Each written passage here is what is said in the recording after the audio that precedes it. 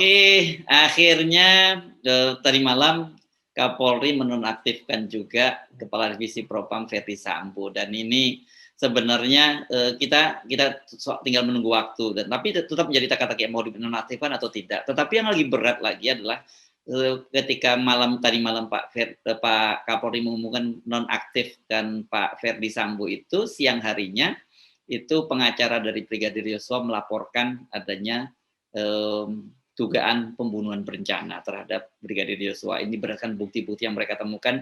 Jadi kemungkinan tidak hanya satu orang yang terlibat itu. Jadi tidak seperti tembak-menembak seperti dinarasikan selama ini. Nah, ini saya kira ini sangat menarik juga ini, Bung Rocky.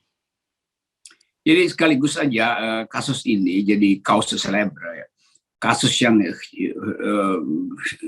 dilihat sebagai sesuatu yang menarik perhatian publik.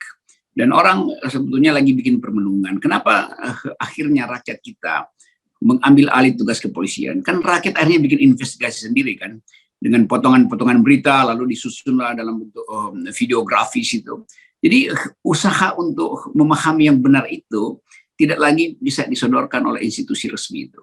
Sehingga rakyat berspekulasi. Dan semua spekulasi rakyat itu justru didasarkan pada deteksi-deteksi yang secara akal sehat memungkinkan orang mengira-ngira itu.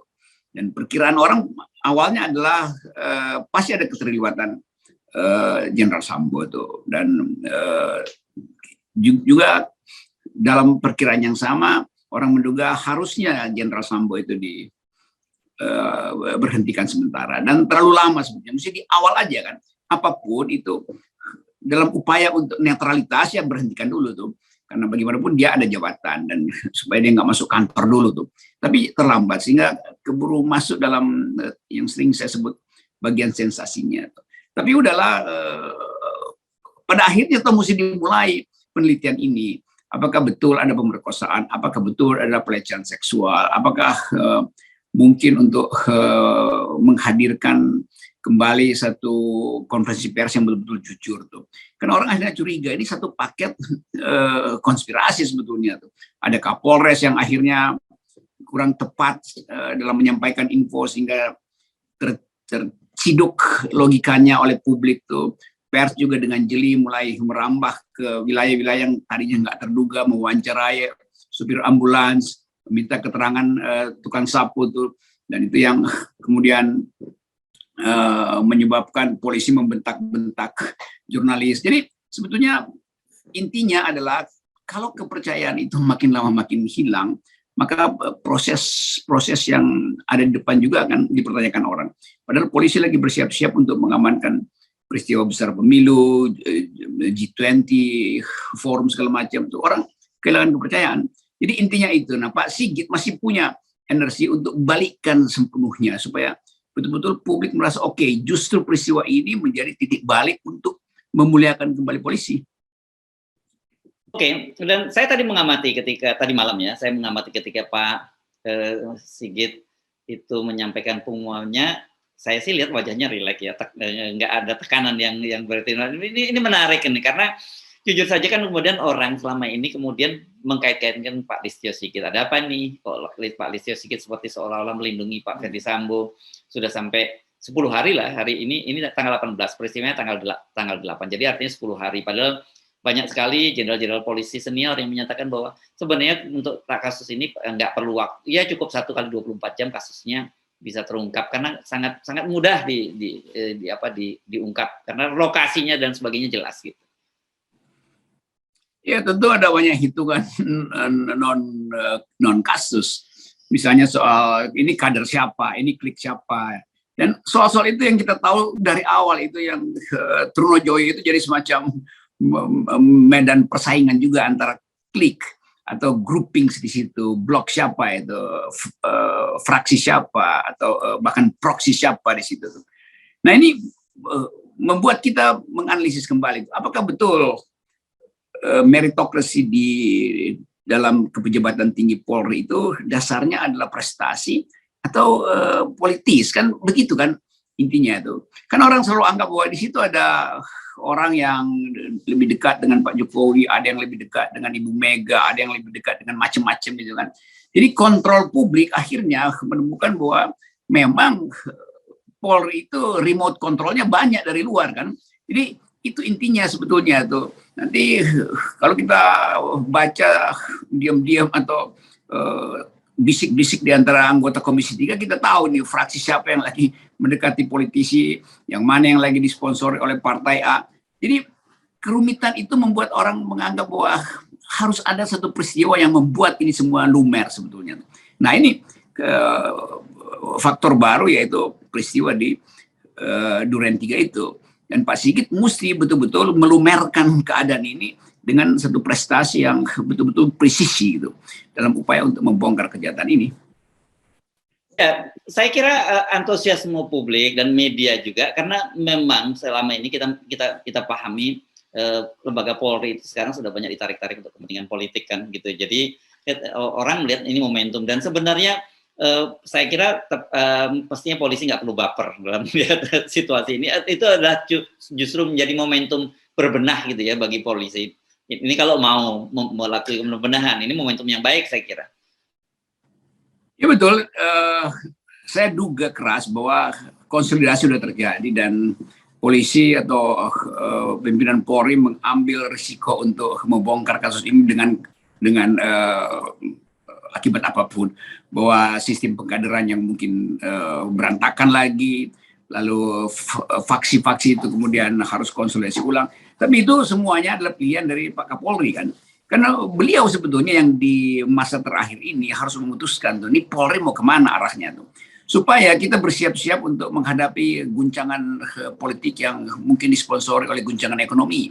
Guncangan ekonomi yang bisa menimbulkan kerusuhan, bahkan keresahan psikologi massa itu. Jadi semua ini mesti dilihat sebagai satu paket tuh. Kan sinyal pertama adalah orang nggak percaya pada keterangan polisi itu. Nah bagaimana nanti kalau terjadi dispute dalam persaingan politik, partai ini melaporkan, lalu polisi dianggap memihak, lalu berantakan. Jadi kita anggap aja bahwa bukan sekedar atau bukan dengan maksud blessing in disguise, tapi ini peristiwa, ini momentum untuk perubahan secara radikal tuh.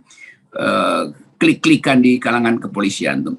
Sementara kader-kader yang muda sebetulnya menginginkan agar supaya polisi itu tumbuh secara profesional tuh. Karena mereka sebetulnya bersaing untuk dapat posisi yang bukan sekedar mewah tapi bergengsi itu kan. Setiap orang yang masuk kepolisian ingin ada gengsi di situ kan.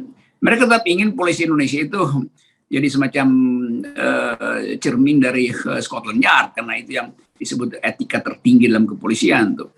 Dan kita membayangkan, tadi saya lihat video bagaimana polisi dan tentara Cina itu dihormati oleh rakyatnya, bahkan anak-anak tuh. Tentu bukan dengan maksud untuk membandingkan, karena tetap itu negara komunis yang kendali politiknya itu termasuk mengendalikan militer.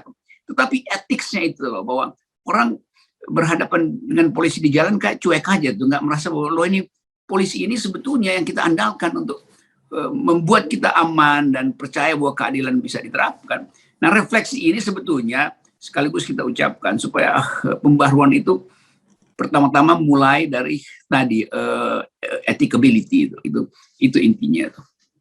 Dan saya kira ini kalau kemudian laporan dari pengacara Brigadir Yosua dan kemudian dilakukan secara transparan, bahkan kalau sampai level tertinggi, katakan ada Pak Ferdi Sambo yang terlibat di situ dan kemudian dia dilakukan langkah-langkah hukum, orang mungkin bisa melupakan ya kelucuan-kelucuan, kekonyolan-kekonyolan yang terjadi kemarin karena simpang siurnya penjelasan dari polisi. Dan sebenarnya kita sejak awal ketika tahu bahwa kok sampai 3 hari baru diumumkan kepada publik, terus kemudian ada alasan karena hari raya, ini kan nggak masuk akal gitu ya. Sebenarnya polisi ini kan sama dengan wartawan, nggak kenal hari raya. Justru pada hari raya orang lain libur, mereka nggak libur kan gitu. Waktu saya bikin semacam konsep di kepala itu, jadi memang ada keterkejutan, dan keterkejutan itu nggak pernah dibayangkan. Sehingga dikejar waktu maka tidak rapi persiapan untuk cover up ini kan. Jadi masalah covering up ini yang kemudian justru menimbulkan perencanaan baru, bagaimana meng-covering up sesuatu yang tidak sempurna, lalu ada covering up baru untuk yang sebetulnya di dalam metodologi kita sebut setiap penutupan jejak yang tidak sempurna itu akan menimbulkan jejak baru. yang makin membuka peluang kecurigaan. Jadi jejak itu nggak bisa dihapus. Menghapus jejak artinya membuat jejak baru tuh. Nah itu logikanya begitu. Dan itu kelihatan sekali ya bagaimana bagaimana penjelasan-penjelasan yang beruntun yang kemudian bertabrakan dengan satu dengan lain hal dan kemudian dengan mudah sekarang ini. Jangan lupa nih Pak Polisi, ini sekarang era digital, ini era kelimpahan informasi itu, publik bisa dengan mudah mengakses hal-hal yang kemudian bertentangan dengan apa penjelasan polisi. Jadi eranya itu sudah berlalu ya, nggak bisa lagi lah seperti itu.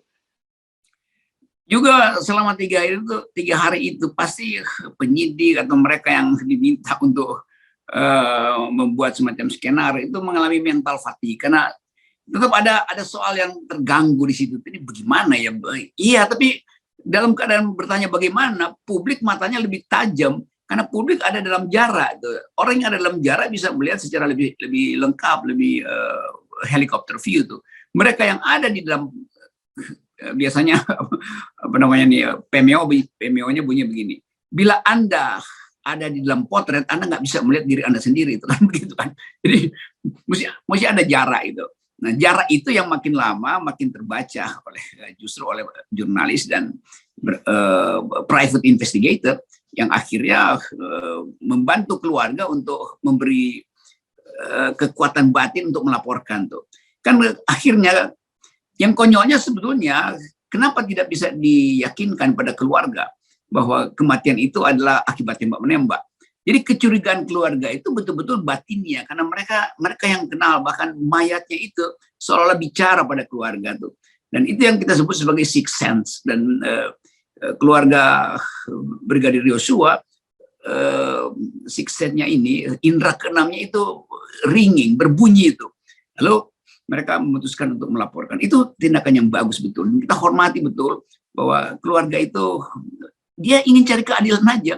Dia nggak persoalkan siapa yang bunuh, nanti aja di pengadilan. Yang penting di tubuh anaknya itu dia temukan hal yang secara instinktif membuat mereka ragu bahwa itu adalah sekedar pembunuhan yang duel dan bukan penganiayaan yang direncanakan. Kan itu menemukan istilah ini adalah pembunuhan berencana itu betul-betul membutuhkan keberanian besar. Karena menduga itu sendiri udah merupakan pintu masuk untuk membuka persoalan.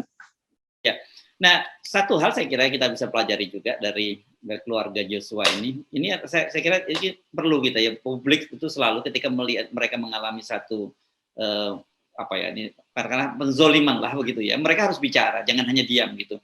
Dan yang sangat menarik ini dalam kasus Brigadir Joshua ini, saya kira hampir banyak sekali, termasuk bahkan DPR juga bersuara. Ini kan situasinya beda sekali dengan ketika pada waktu KM 50 ya, KM 50 keluarga bersuara, kelompok tertentu bersuara, tetapi karena pada waktu itu saya kira ada persoalan gimana ya, saya nyebutnya ini karena ada faktor agama gitu ya, yang kemudian orang ada yang menarik jarak gitu lembaga-lembaga sipil. Tapi kalau sekarang ini orang semua melihatnya pure ini masalah kemanusiaan gitu, pure ada persoalan-persoalan di lembaga polisi. Jadi hampir semua itu kompak dan memberikan pressure kepada publik, bahkan termasuk kepada Polri, bahkan termasuk Pak Mahfud MD yang berada di pemerintahan kan.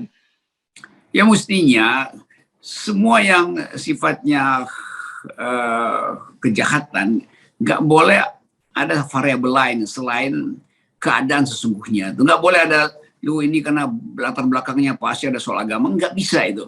Dan itu juga yang menyebabkan sampai sekarang orang akan ingat bahwa kilometer 50 itu dibungkus dengan sinyal agama, lalu orang takut bereaksi kan. Padahal sebetulnya secara forensik peluru itu nggak ada agamanya tuh. Jadi jangan dikait-kaitkan itu. Motif pembunuhan itu harus betul-betul dilepaskan dari preteks keagamaan tuh. Nanti kalau ada Habib Rizik lalu orang seolah-olah membela Habib Rizik tuh, lalu takut bela Habib. Bukan, ini ada kejahatan di kilometer 50 dan itu akan jadi ingatan terus. Sama seperti peristiwa Lubang Buaya, itu orang akan ingat aja terus sampai kapanpun. Demikian juga kilometer 50, justru karena bagian itu dikaitkan dengan komunitas Muslim, maka isu itu akan diwariskan sebagai ingatan buat politik Muslim dan itu nggak akan berhenti itu. Justru itu yang berbahaya tuh.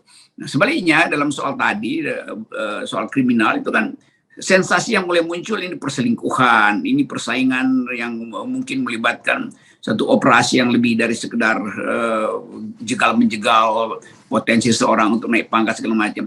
Jadi kekacauan informasi itu harusnya dan bagus betul akhirnya ditertibkan oleh Generalistio dengan bikin nol dulu deh thresholdnya tuh. Jadi semuanya dibikin nol dulu, dimulai dari awal lagi tuh. Jadi abaikan misalnya keterangan yang berbelit-belit oleh Polres, lalu kemudian Humas Metro, Polisi Metro sendiri tuh. Jadi ketika diambil alih oleh Kapolri, mulai lagi dari awal itu apa sebetulnya yang terjadi.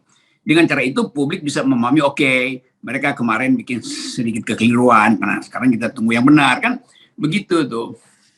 Oke, jadi sekarang kita tinggal kawal kasusnya bagaimanapun juga, tentu presumption of innocence mesti ditegakkan ya. Kita tidak boleh mengadili lebih dulu Irjen Pol Verdi Sambo, meskipun sekarang dia sudah dinonaktifkan dan kemudian ada pelaporan dia terlibat pembunuhan berencana dan sebagainya, sampai kemudian pengadilan menyatakan bersalah.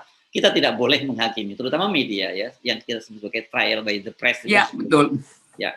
Jadi hormati apa yang diputuskan oleh Pak Sigit supaya ada imparsialitas dalam penelitian ini.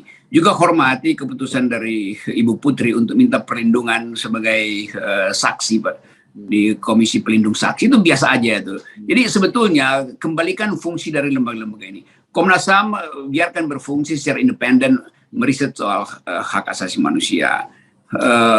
Lembaga penjamin saksi ini biarkan lembaga perlindungan saksi. Lembaga perlindungan saksi biarkan melindungi saksi yang pasti jadi saksi, Ibu Putri itu. Lalu Pak Sambo juga akhirnya bisa lepas dari beban karena harus mencampur antara dia yang juga akan jadi saksi dengan kedudukan dia sebagai propam. Jadi fungsi-fungsi ini sebetulnya yang dari awal kita minta kan, ya, supaya nggak ada lagi tumpang tindih analisis. Ya, oke, baik, terima kasih Bung Rocky. Ini akan terus bergulir karena ini saya kira akan menjadi salah satu drama ya, serial drama yang menarik yang ditunggu oleh publik, bagaimana kelanjutan dari peristiwa ini. Tapi bagi kita, apapun peristiwanya, apapun situasi politiknya, tetap 0%. Nah, ini juga 0% ini sudah mulai bergulir juga sebagai tuntutan publik. Ya, oke, terima kasih Bung Rocky.